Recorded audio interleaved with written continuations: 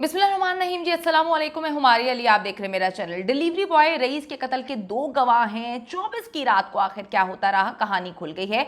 आमना खुद रईस को लेने जो है वो नीचे गेट पर आई। फरहान और आमना के साथ घर पर कौन कौन मौजूद था? क्या आमना ने रईस को बचाने की कोशिश नहीं की? सुसर के हाथों पकड़े जाने के बाद रईस की आमना से मैके में मुलाकात हुई। आमना की मां को सब कुछ पता था, फिर भी वो आमना का साथ क्यों देती रही? क्यों उसने नहीं समझाया कि तुम 3 बच्चों की मां हो? क्या आमना की मां भी फरहान से जान छुड़ाने की कोशिशों में लगी हुई थी? फरहान से जान छुड़ाने का प्लान आखिरी 10 दिन बहुत इंपॉर्टेंट है। इस 10 दिन की कहानी, बल्कि सनसनीखेज कहानी आज की वीडियो में शामिल करेंगे। आपसे रिक्वेस्ट है कि अगर अभी तक आपने मेरे चैनल को सब्सक्राइब नहीं किया तो कर ले, हमारी इससे हौसला अफजाई होती है। डिलीवरी बॉय कत्ल केस में हर गुजरते दिन के साथ जो है वो नई चीजें खुल के सामने आ रही हैं और पुलिस ने इंकशाफ किया है कि रईस की लाश की शनाख्त बड़ी ही मुश्किल से जो है वो हुई है। बल्कि पुलिस कहती है कि ये कोई मुआवजा ही है, क्योंकि जो डेड बॉडी है वो 90 से 95% मुकम्मल तौर पर जल चुकी थी।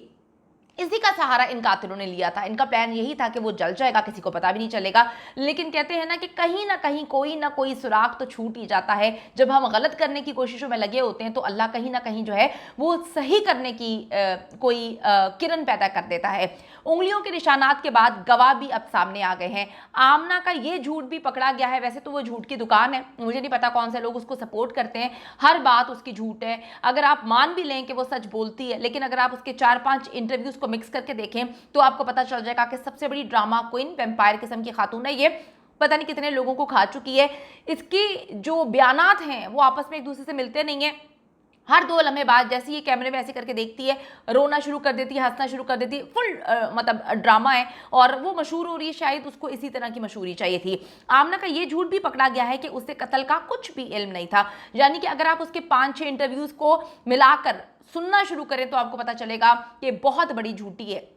रईस को जी आमना के घर जो छोड़ने आए थे 2 दोस्त थे, बहुत ज़्यादा करीब थे, रईस के बेस्ट फ्रेंड्स थे। उन्होंने बताया कि आमना खुद रईस को लेने के लिए नीचे आई थी। हमने दरवाजे से देखा था, हमें नजर आया था कि आमना उसको रिसीव करके लेके जा रही है।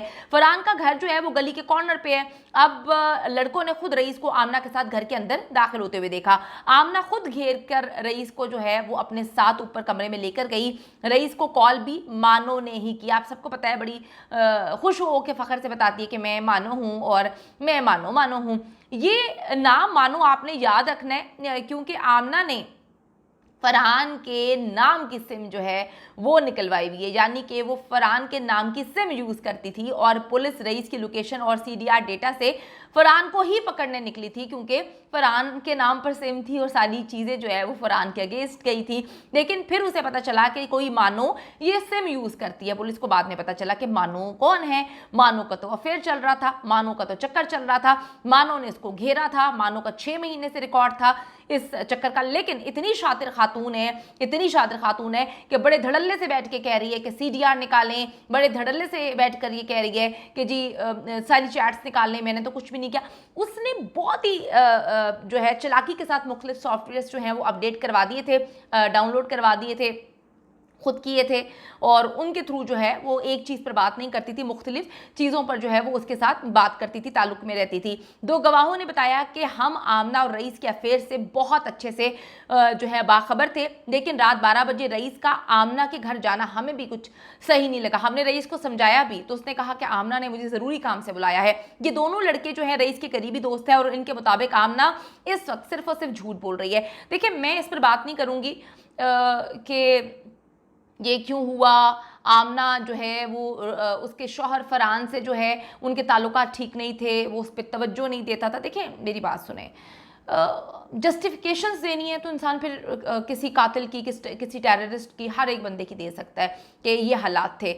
जो हालात थे आप उस वक्त तक उन हालात से उन लोगों को निकाल सकते हैं जब तक वो किसी का नुकसान ना करें।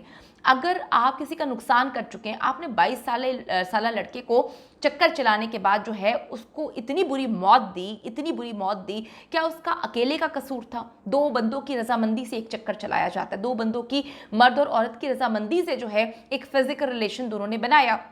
अब मैं यहाँ पे बैठ के कहूँ कि आमना के सर्कमस्टांसेस क्या होंगे, ये बड़ी अजीब सी बात है। क्या सर्कमस्टांसेस हैं, क्या नहीं है? अल्लाह ताला ने आदमी को भी हक दिया, औरत को भी हक दिया है। अगर आपको लगता है कि आपका शौहर बहुत ही बुरा है, वो आपको मारता पीटता है, तो आपके पास राइट है, आप खुला ले लें। ठीक है, आप एक आदमी के साथ रिलेशनशिप में हैं, यानी कि निकाह में हैं, उसके बाद आप अफेयर चला रही हैं, उसके साथ चक्कर चला रही हैं, और उसके बाद जो है ना आप अपने शौहर की हैं ना आप उस लड़के की हैं जिसके साथ आप चक्कर चला रही हैं, यानी कि आप दोगली हैं। आपने मौका परस्त हैं, आपने देखा कि अब वो लड़का मुझे छोड़कर किसी और से शादी कर रहा है, तो आपने अपने शौहर से उसको मरवाई दिया। मिलकर आपने जो है प्लान बनाया। कातिल की मैं क्या जस्टिफिकेशन दूं कि क्या सर्कमस्टांसेस होंगे, क्या सर्कमस्टांसेस होंगे। भाई आपको लगता है कि 3 बच्चों की आप माँ हैं, 3 बच्चों के बावजूद आपका शौहर एक बुरा इंसान है, आपको मारता पीटता है, तवज्जो नहीं देता, मोहब्बत से बात नहीं करता। किसी के दिल में आप मोहब्बत नहीं डाल सकते। आप कोशिश कर सकते हैं, लेकिन अगर आपसे कोई मोहब्बत नहीं करता तो आप क्या करेंगे? क्या किसी से मोहब्बत करवा सकते हैं? जबरदस्ती आप नहीं करवा सकते। इसी तरह किसी का फिजिकल रिलेशन भी 6 माह तक जबरदस्ती नहीं बन सकता। तो मैं इसको जस्टिफाई नहीं करूंगी। एक बहुत बड़ा क्राइम किया है, कत्ल किया है, और इसकी कोई जस्टिफिकेशन नहीं है। तो जो लोग मुझे मैसेजेस में कह रहे हैं कि क्या सर्कमस्टांसेस होंगे उस बेचारी के, एक कातिल कभी बेचारा नहीं होता। और अगर हम हर कातिल को बेचारा समझना शुरू कर दें तो फिर कोई भी जेल जो है वो कातिलों से नहीं भरी होगी। हम सारे जेलों के अंदर होंगे और कातिल जो है ना, मर्डरर्स, वो बाहर होंगे। ये दोनों लड़के रईस के बड़े बेस्ट फ्रेंड्स हैं। उन्होंने बताया कि आमना इस वक्त मुसलसल झूठ बोल रही है। हम सबको भी पता चलता है कि वो झूठ बोलती है, उसका एक बयान दूसरे बयान से नहीं मिलता। अच्छा जी, इस औरत ने जानते बूझते हुए रईस को कत्ल करवाया है। लड़कों ने इंकशाफ किया कि जब रईस और आमना को उसके ससुर ने रंगे हाथों पकड़ लिया था, फिर आमना का जो है यह हाल हुआ, उसको बहुत मारा पीटा गया। आमना को घर से बाहर निकाल दिया गया था। मोहल्ले वालों ने उस दिन फरहान कैसर के घर से बहुत शदीद लड़ाई की आवाज़ें सुनी थी। फिर आमना की माँ आकर उसको अपने साथ ले गई थी। यहाँ से कहानी में असल ट्विस्ट आता है। रईस के दोस्तों ने बताया कि उसके बाद आमना ने रईस को अपने मैके बुलाया था। ये मुलाकात रईस की मौत की वजह बनी थी। आमना ने यकीनन रईस को बताया होगा कि जी हम पकड़े गए हैं, और अब मोबाइल भी फरहान ने अपने पास ले लिया है। रईस की बहन ने बताया कि रईस अपनी शादी को लेकर बहुत ज़्यादा एक्साइटेड था, बहुत खुश था। उसने पसंद की लड़की से निकाह किया था और शादी की तैयारियां कर रहा था। बार बार वो आमना को फिर यही बोल रहा होगा कि वो रिलेशनशिप ख़त्म करना चाहता था, और आमना को तकलीफ इसी बात पे हो रही थी कि आमना ने उसको ये भी कहा, तुमने निकाह मुझे बताए बगैर क्यों किया है। तो जो भी मामला थे, रईस उससे जान छुड़वा रहा था। यही नहीं बल्कि हो सकता है कि रईस कोई गलत कदम उठाए। उसकी बहन ने कहा कि ऐसा कभी भी नहीं हो सकता कि रईस कोई गलत कदम उठाए। वो खुश था और वो अपनी शादी के लिए एक्साइटेड था। आमना ने उसे फरहान के हवाले से बहुत कहानी सुनाई, अपने शौहर से जान छुड़ाने की बातें भी उसने की थी, लेकिन रईस खुद आमना से जान छुड़वाना चाह रहा था। आमना के साथ वो नहीं रहना चाहता था। अगर रईस की बहन और दोस्तों की बातों को हम सच मान लेते हैं तो यकीनन 23 अगस्त की रात को मानो ने खुद कॉल करके रईस को अपने घर पे बुलाया था और रजामंद उसको किया था कि तुम आ जाओ, हम आखिरी मुलाकात करने लगे हैं।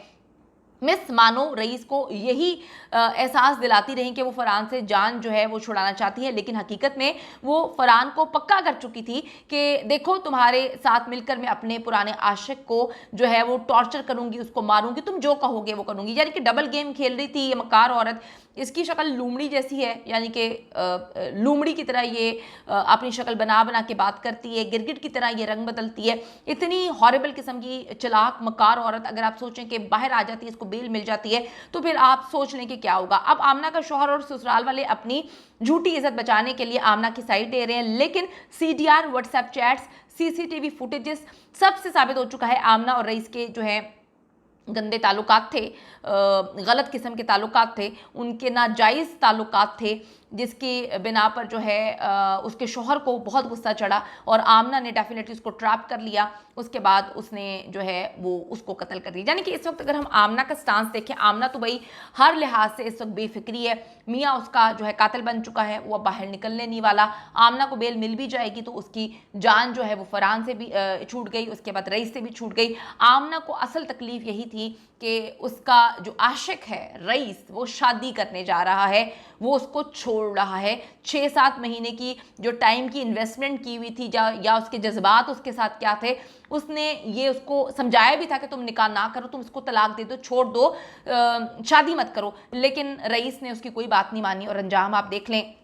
मुझे नहीं पता कि फरहान किस तरह का इंसान है, इतना एग्रेसिव है। पकड़ के उसने अपनी बीवी को छोड़कर अपनी बीवी के साथ प्लानिंग करके उस आदमी को मार दिया जो इसकी हिम्मत नहीं हो सकती। एक औरत अगर उसको जो है खुद ना बुलाए घर, वो कैसे आ सकता है? एक औरत अगर खुद अपना जो है अफेयर ना चलाए तो कोई दूसरा मर्द कैसे चला सकता है? एक औरत अगर खुद किसी के साथ फिजिकल रिलेशन ना बनाए तो कोई कैसे मर्द कर सकता है? आप लोग खुद आप बताएं कि क्या ऐसा पॉसिबल है? तो ये लूमड़ी इस वक्त सारा इल्जाम जो है इधर उधर डाल रही है और गंदा करने की कोशिश करी है, जिसको कत्ल कर दिया। मैं फिर कहूंगी, एक कत्ल किया है, हॉरिबल कत्ल किया है, जिसकी कोई जस्टिफिकेशन नहीं है।